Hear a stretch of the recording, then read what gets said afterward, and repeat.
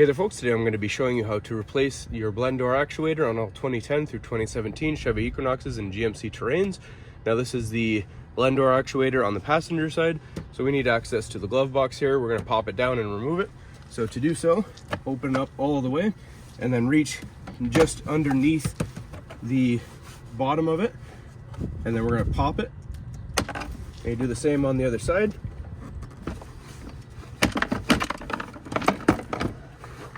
And we're going to just get that out of the way, and we'll zoom you in what we need to do.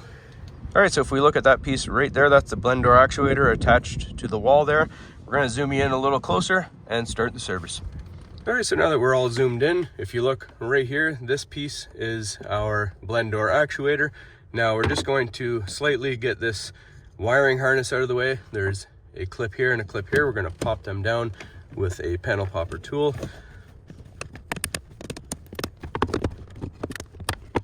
And this wire is just a dash cam harness that I have, so yours may not have that. Yours will just have this big one we need to get out of the way. So you push it down and we have full access right here. All right, so if you see this little red tab right here on the back of the harness, that is a locking tab for this harness. We're just going to unlock that really quick. And then you should be able to use your hand to pull this out. And then if we look at our screws, we have 3 screws, one at the front, one at the top, and then just right down here past my finger at the back. They're all 1/4 inch, and we're going to remove them.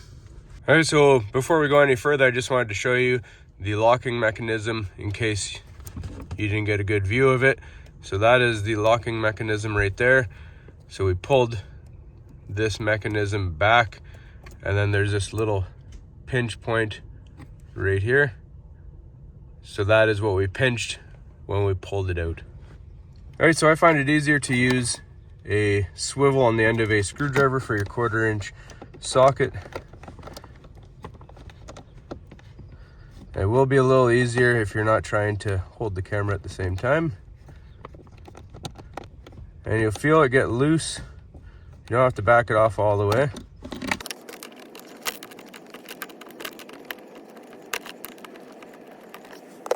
And then it may be easier to switch to a wrench for the low profile up here.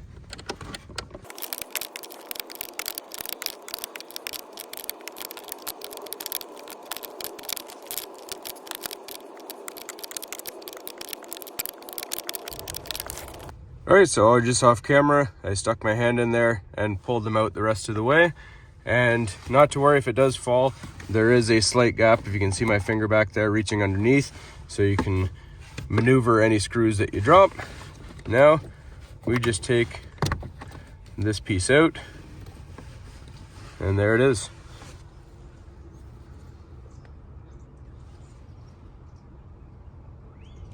All right, so if you see that little hole right there, that is where this gear will go. So pardon my reach, we're gonna slide that in there, and I'm looking through the camera, so you may have to twist it around till it fits in, and then you just have to twist. If it's not in line, you just simply twist it until it's in line, pop it into place. We're gonna put our screws all back into place. All right, so I just put each screw in by hand, line them up with the holes, and turn them about 1/4 turn each with your fingers. Make sure it's all seated. Then we're just gonna drive them home the rest of the way with our socket.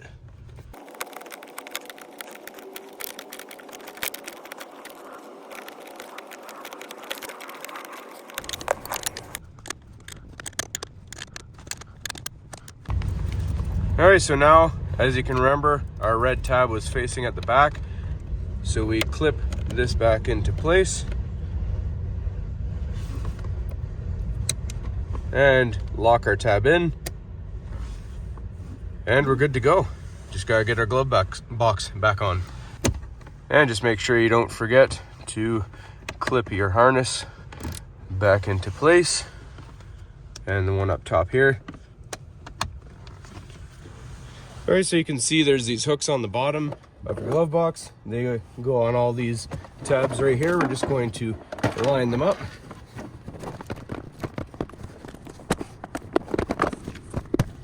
and close it up. Make sure it's seated properly. If it's not, it won't close properly.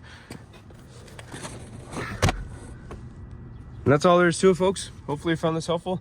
As always, please don't forget to like and subscribe.